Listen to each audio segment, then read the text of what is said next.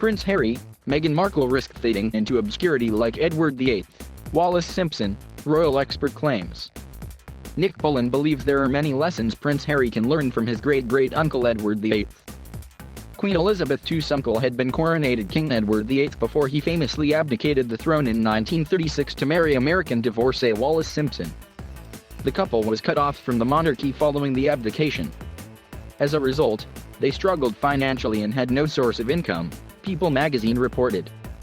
In 1951, Edward produced a ghostwritten biography titled A King's Story, the memoirs of the Duke of Windsor, which detailed his upbringing, falling in love with the socialite, and giving up his royal position.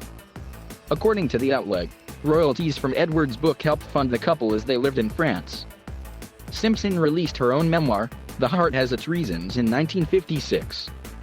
In 1970, the couple also gave a televised interview in which they discussed their lives and opinions.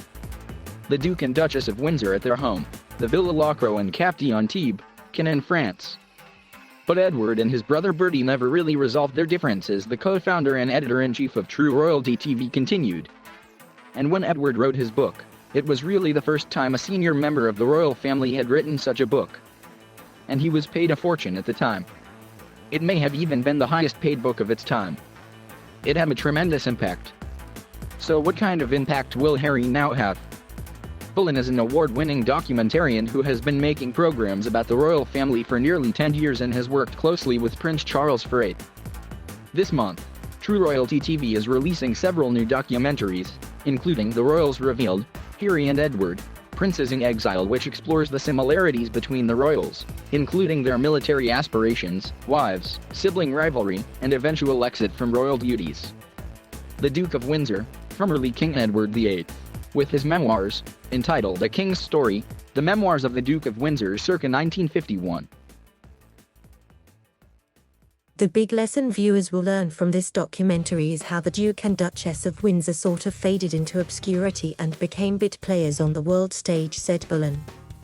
They were slightly awkward guests at dinner parties in New York.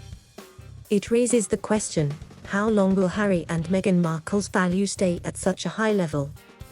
I think this documentary is a window to a story that has happened before and what could occur again. In July, Random House announced that the Duke of Sussex, 36, was writing an intimate and heartfelt memoir.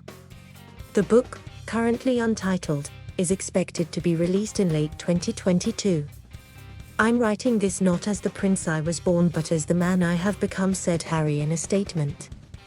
I've worn many hats over the years, both literally and figuratively, and my hope is that in telling my story, the highs and lows, the mistakes, the lessons learned, I can help show that no matter where we come from, we have more in common than we think.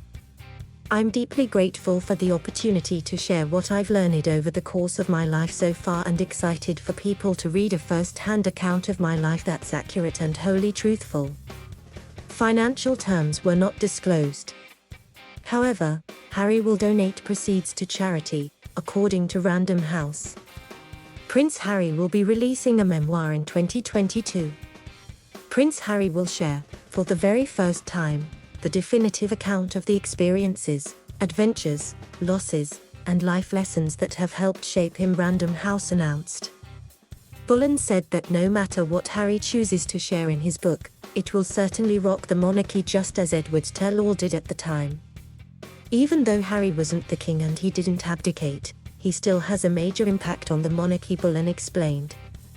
I think the biggest lesson or warning that this documentary shares is the fact that Edward and Wallis Simpson faded slowly into obscurity. They eventually became irrelevant. Will the same happen to Harry and Meghan as Prince William's children take to the world stage? It may seem far from now, but it will happen. What will happen to Harry and Meghan 10 years from now? Will they be the same stars they are now? Some historians have suggested that this is unlikely. According to Bullen, history has shown that those who leave behind the royal family struggle to carve out their own identities. Article on the front page of the Daily Express about American socialite Wallis Simpson. Simpson's relationship with King Edward VIII eventually led to his abdication. Edward, like Harry, was the absolute golden boy of the royal family, Bullen shared. He was adored by people across the world wherever he went. If you look at our films, you'll see archived footage of crowds cheering for him.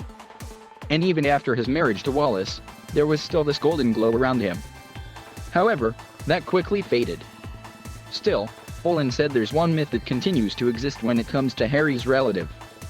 The truth is, I think Edward was happy enough to step away from the throne, he said. He is sometimes portrayed as a man who lived with regrets, that he wished he could have continued as king. But I think he was actually pretty comfortable with his decision. And that's something we tend to forget about him. He wasn't a man who was sitting in Paris longing to be back on the throne, he shared. I think he had regrets about how he was able to serve his country and how he wasn't able to make the difference he thought he might have been able to as a younger man. But I don't think he regretted giving up the throne because he was very much in love with Wallis. And he left to be with the women he loved. The Duchess and the Duke of Windsor interviewed in the lounge of their Parisian residence, a mansion of the Wood of Boulogne. Edward died in 1972 at age 77 from cancer. Simpson's close friends surrounded the Duchess, and in later years, her name surfaced mainly in lawsuits over alleged media intrusions. In one, she won damages from a French magazine whose photographers scaled the wall of her villa. Simpson died in 1986 at age 89. Markle, a former American actress, became the Duchess of Sussex when she married Harry in May 2018 at Windsor Castle. The couple welcomed a son named Archie Harrison Mountbatten Windsor in 2019. The Duke and Duchess of Sussex's departures from royal duties began in 2020 over what they described as the British media's intrusions and racist attitudes toward the former Suits star, 40. The family now resides in the coastal city of Montecito, Calif. This image provided by Harpo Productions shows Prince Harry, from left, and Meghan, the Duchess of Sussex, in conversation with Oprah Winfrey. In the wake of quitting royal duties, they gave an explosive TV interview to Oprah Winfrey in March, in which the couple described painful comments about how dark Archie's skin might be before his birth.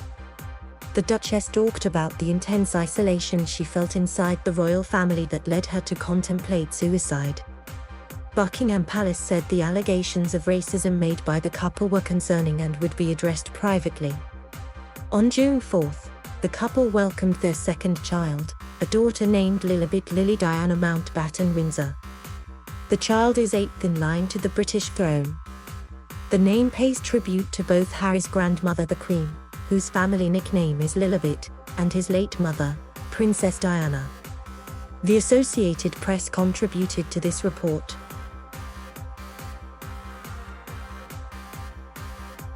Thank you for watching. Please subscribe